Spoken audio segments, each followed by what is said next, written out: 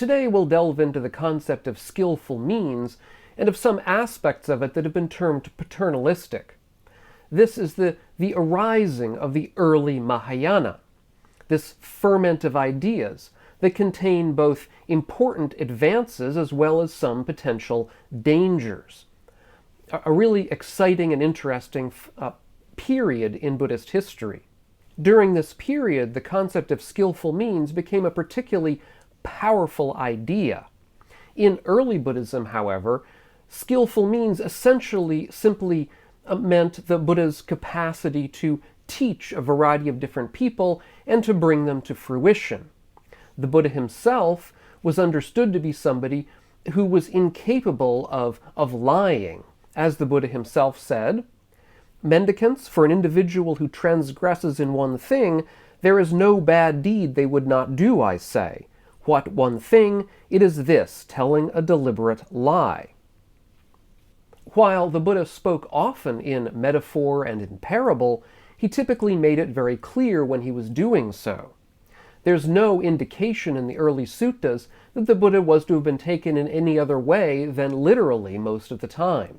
He taught a practice aimed at arahantship, at enlightenment, at the ending of dukkha through the gradual diminution of craving. And that diminution of craving and ending of craving would eventually traditionally result in the ending of the beginningless round of rebirth, in the escape, essentially the escape from samsara. With the rise of the Mahayana, all of that would change. One of the most famous texts that heralded this revolution was the 1st century of the Common Era Lotus Sutra, and its concept of skillful means in particular. So, for example, one of the most famous places where skillful means is demonstrated is in the parable of the burning house, where a father has several children that are trapped or that are sitting inside of a burning house. They are unaware of the dangers.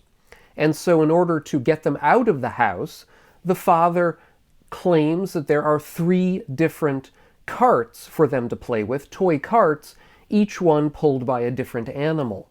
In fact, when the children run out of the house in order to play with these carts, there aren't any carts.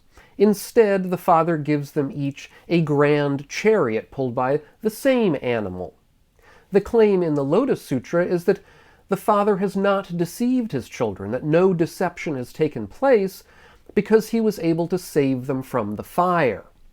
Or we might think, perhaps, that no deception has taken place because the father has presented his children with chariots in place of carts. However, the Lotus Sutra itself tries to disabuse us of this idea. It says, "If this affluent man had not given them even the smallest cart, it still would not have been a deception. Why is this? Because the affluent man thought before, I will help my children escape with skillful means." So essentially, the Lotus Sutra claims that there was no deception involved in the father getting his children out of the house because of the father's good intentions. Notwithstanding this claim, however, I think it's quite clear that deception indeed has happened.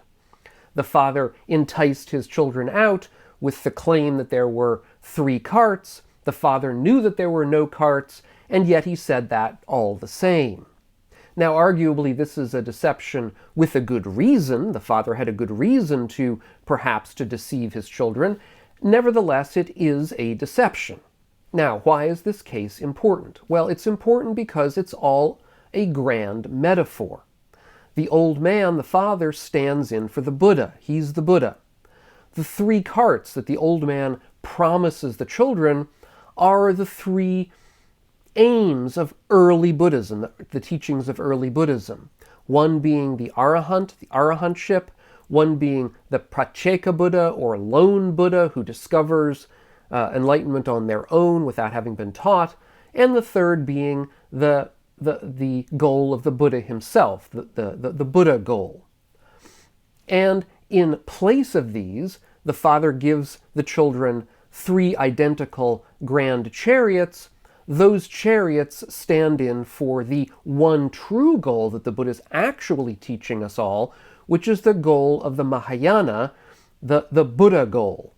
Now, there is a question as to whether there really are four different kinds of vehicles here, or only three. In other words, is that third vehicle, the Buddha vehicle, in fact the same as the three chariots that the Buddha that the father gives the children? This is a nitpicking kind of controversy, which was actually a controversy back in the day as well. We're not going to get into that. The point is that at least some of what the father is talking about here is deceptive. Now, as to the particular role of this parable, scholar Asaf Federman has argued quite interestingly about it. He has to say this, that it presents a deception in the service of advancing a new religious ideology in the face of an already established canonical knowledge. It is, therefore, he argues, a hermeneutical device. That is, this parable is a device for reinterpreting or reframing early teachings in a way such as to present them to present significant doctrinal change without appearing completely heretical. That is to say, in the Lotus Sutra, the early teachings are not presented as completely false. That would seem to be a heretical claim. Rather, the early teachings are presented as teachings basically for children, for people who are not capable of understanding reality as it really is. The early teaching, therefore, is presented as simple for people who basically aren't able to see the truth directly.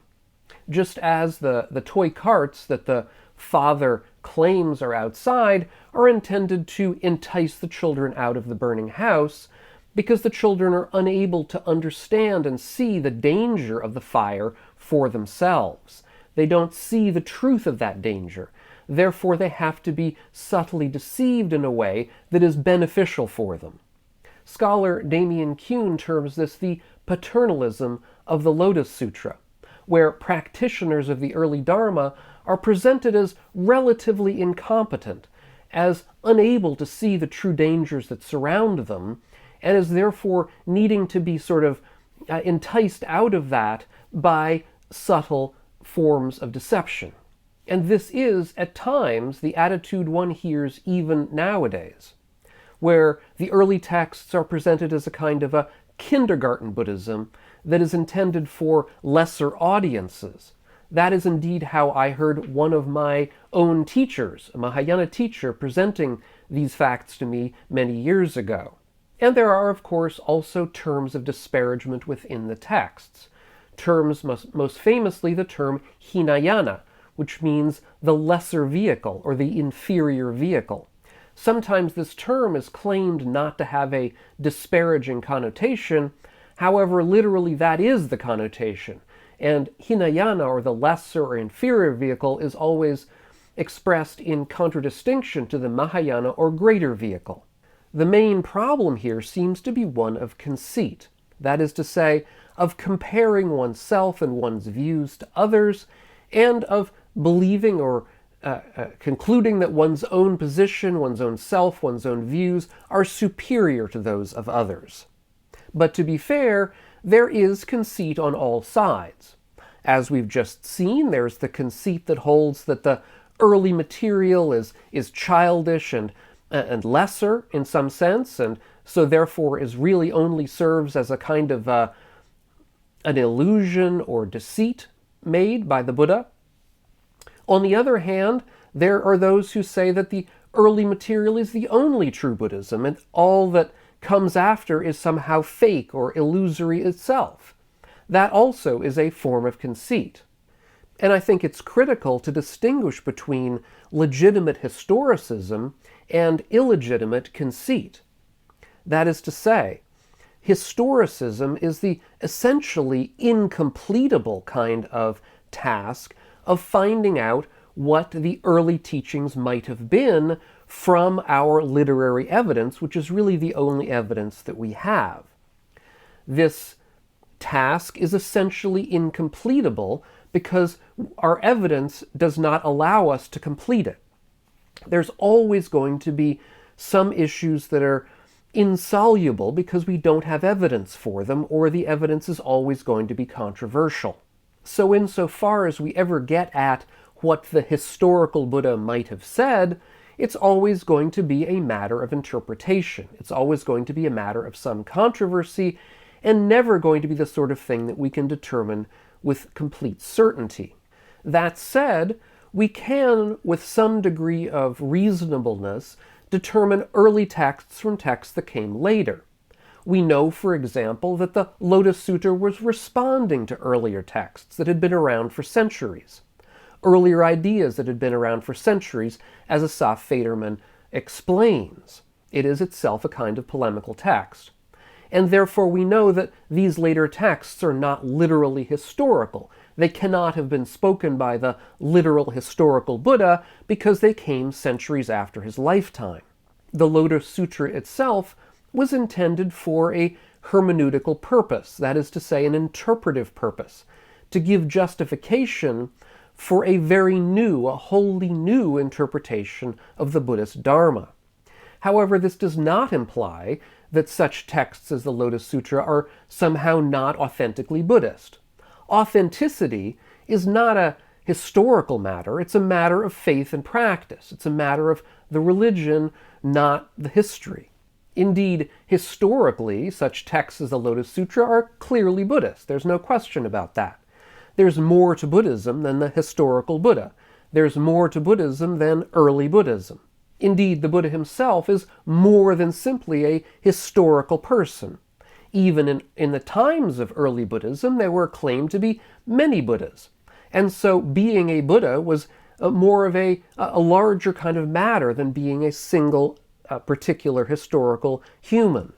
Further, many people throughout the centuries and millennia have found later texts, such as the Lotus Sutra itself, to be more interesting, more compelling to their belief and practice than the early texts. And that's completely fine. That's a matter of personal preference. The lesson here, the upshot that I would take from all this, is that we should be aware and beware of conceit in our approach to our practice and our approach to our beliefs. Bhikkhu Analayo has written a recent book about superiority conceit in Buddhist traditions, where he describes many of the issues that I've outlined in this video today. These issues of considering one's own tradition as being superior to those of others. And indeed, we can see in what I've described today that there is a kind of a conceit in some canonical texts in Buddhism, a kind of paternalism. That such texts are, in many ways, essentially polemical texts, setting one group up against another, claiming one group's interpretation is better than another's. This goes on all the time in Buddhism, even though many of us are not aware of it, because we try to, let's say, look another way sometimes. If you want to hear more about this kind of historical conceit that Bhikkhu Analayo talks about, I did an earlier video on that, and I'll leave a link to it up here on the screen if you haven't seen it or would like to see it again. Thanks so much for watching. If you're getting something out of these videos of mine, consider taking a look at my Patreon page, which is linked up here on the screen and down below in the notes, and see if you want to help support the channel. Thanks so much, and we'll catch you on the next one, and meanwhile, all of you, be well.